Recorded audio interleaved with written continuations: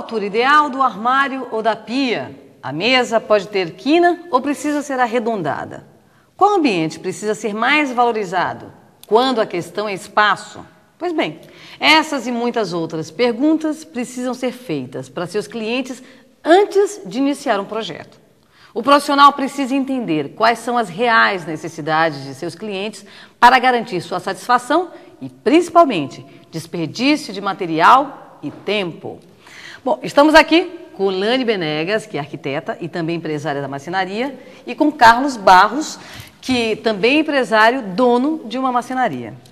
Então, Lani, é isso mesmo? O profissional precisa conhecer muito bem seu cliente antes de fazer um projeto? Como que isso, o quanto isso é importante? Isso é fundamental, não é só importante, né? Você tem que conhecer o perfil, as necessidades, para poder traçar o projeto ideal para o cliente. Porque você precisa saber, no caso de armários, você precisa saber que tipo de roupas ele vai usar, o quanto ele tem para dobrar, o quanto ele tem para pendurar, se a casa tem criança, não tem criança, se os móveis podem ter quinas ou não.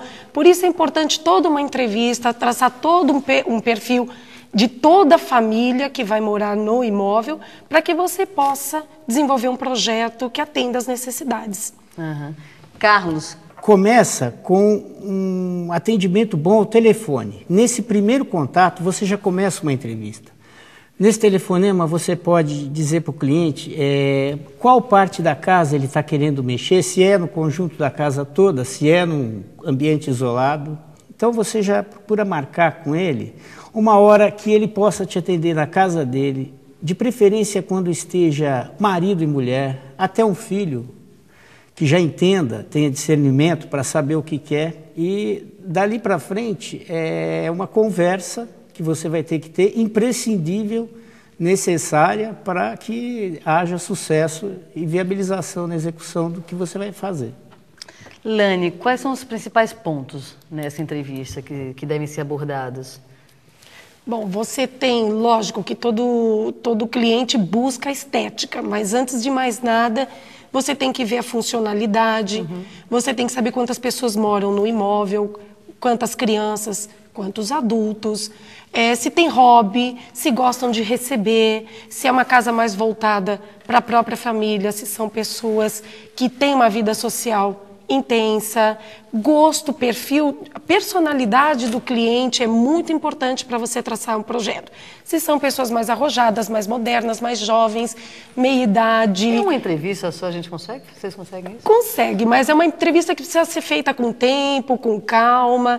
Às vezes tem pessoas que têm hobbies, gostam de colecionar coisas, outras pessoas gostam de ser muito práticas, elas abrem mão, às vezes, de coisas bonitas esteticamente, em função de algo mais prático. Outros já preferem a estética como carro-chefe, mas a funcionalidade é fundamental. Que a casa de cada um tem que ter o perfil de cada um. Não o do profissional que está atendendo, mas da pessoa que está contratando o serviço. É importante que ela sinta, era exatamente isso que eu queria. Não, eu acho que tem que ter uma grande sensibilidade, né? O arquiteto que vai criar um projeto, porque muitas vezes a gente não sabe explicar exatamente o que a gente quer. A gente tem um sonho, tem uma imagem do que a gente quer, mas saber dizer isso para o arquiteto, eu quero exatamente que seja funcional, que seja bonito, que tenha um design, enfim. Eu coloco sempre que é assim, enquanto ainda não está feito, dá para ser mudado. Quer dizer, falar, ó, temos 50 dias para executar o projeto, então você tem 50 dias para mudar alguns tópicos. E eu costumo enumerar, falar, por exemplo, cor externa, acabamento externo, você pode mudar conforme... Porque a pessoa, quando compra... Então, falando sobre isso, assim, o que pode dar errado com essa falta de informação na entrevista inicial? Então, é o que você esqueceu de abordar. E a pessoa, quando compra, como você está mexendo com um sonho, às vezes ela vê uma cor, acha linda, ela viu na casa a cor. Mas depois que ela vê numa loja, ou ela vê mesmo numa casa de uma amiga aquela cor, ela fala, pô, esse negócio é meio brega. Então, isso muda no meio do caminho. Então, você tem que dar abertura para que, sem custo, ela consiga mudar algumas coisas. Mas você tem que dizer a que prazo, quando e o que mudar. Deixar bem claro. E falar, olha, agora essas partes estruturais, se você for mudar, vai ter custo. Então, vamos estudar bem. Ilane, o que é que acontece? Assim, quem responde quando o cliente não fica satisfeito por um projeto feito? Quem responde por isso no final? No meu caso, nós trabalhamos da seguinte forma. Quando ele falou numa entrevista não dá, é assim, a primeira entrevista que eu falei que realmente dá é você traçar um primeiro perfil. É óbvio que após essa entrevista você vai estar levando o projeto e isso vai se desenvolver em várias outras reuniões. Claro. Vão ter alterações, porque você monta um primeiro projeto, você leva o armário, como ele vai ficar por dentro, como ele vai ficar por fora. Aí ele olha pensando bem, eu quero mais um gaveteiro, eu quero mais prateleiras, eu quero mais cabides. Isso tudo você vai discutindo em torno de várias outras reuniões que você vai ter. E você vai estar inserindo tudo isso a todo um outro contexto do apartamento. São paredes, piso, colchas, cortinas, tudo tem que estar conversando com tudo num projeto. Tá? Não é simplesmente, num projeto você não pensa numa peça isoladamente, num armário, uma cama. Você vai pensar no armário, na cama e como tudo aquilo vai ficar junto, a hora que você juntar tudo. Mas e depois desse processo todo, o cliente não fica satisfeito? Quem que responde? Bom, aí se ele, porque nesse processo todo tem todo um projeto que a gente vai desenvolver e fazer todas as alterações que ele quer e ele vai assinar. Ele vai assinar, vai dar o ok dele. Vai assinar como? Ele assina um papel? Ele assina, no meu caso, ele assina projeto por projeto, dentro do próprio desenho, é isso que você quer. A gente simula, eu faço vários projetos em 3D, com várias possibilidades. Quando ele fala, é isso que eu quero, ele assina o contrato, assina projeto por projeto, e se depois de entregue, pensando bem, não era isso que eu queria, aí a responsabilidade é dele. Bom, agora vamos à nossa telepergunta, que hoje vem lá do Rio de Janeiro. Vamos, roda aí.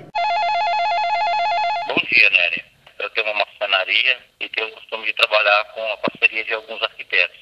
E eu queria saber se era interessante essa entrevista para mim, porque eu pego também alguns trabalhos por fora, trabalhos de pequeno porte. De que forma essa entrevista vai me ajudar? Obrigada, Eduardo, por sua participação e um forte abraço aí para todos os cariocas. Carlos, como é que você poderia responder essa dúvida do nosso amigo Eduardo? Essa reunião com o cliente não é importante, ela é imprescindível. Porque ele estava falando que ele trabalha com arquitetos, mas ele gostaria de começar a fazer o trabalho diretamente com o cliente, né? Como que poderia ser feito? Ele vai ter que começar a trabalhar o que foi falado aqui, o que ela colocou com propriedade e se não... qualquer informação que você esquecer de fazer nessa primeira entrevista, você tem o telefone, ligue, porque o telefone é um instrumento poderoso. Não só o telefone, como eu costumo fazer, após uma conversa com o cliente sobre uma decisão, eu costumo documentar via e-mail, porque o e-mail é uma ferramenta muito boa, porque às vezes o cliente esquece, né? Olha, eu queria um puxador acetinado, você mandou cromado. Aí eu peguei o e-mail e falei, olha, estava escrito acetinado. Agora, se você não sabia qual era a diferença, tudo bem, eu troco, mas está documentado. Então você nunca... porque o cliente sempre tem razão. Você tem que provar para ele que ele tem razão, mas que ele se enganou. Em alguns Ok. Lani, assim, um resumo. Você teria alguma dica para dar para a gente dessa primeira entrevista? Ou alguns pontos que você abordaria rapidamente para deixar para a gente aqui? Gente, é o que eu falei, é projeto, muita pergunta para o cliente, porque como o nosso colega aqui colocou tão bem, o cliente, ele muitas vezes se esquece de detalhes, ele não tem essa noção, ele espera que você direcione a conversa, o projeto, você pergunte para ele o que precisa, não fique contando o que ele vai te pedir, você tem que oferecer para ele as possibilidades.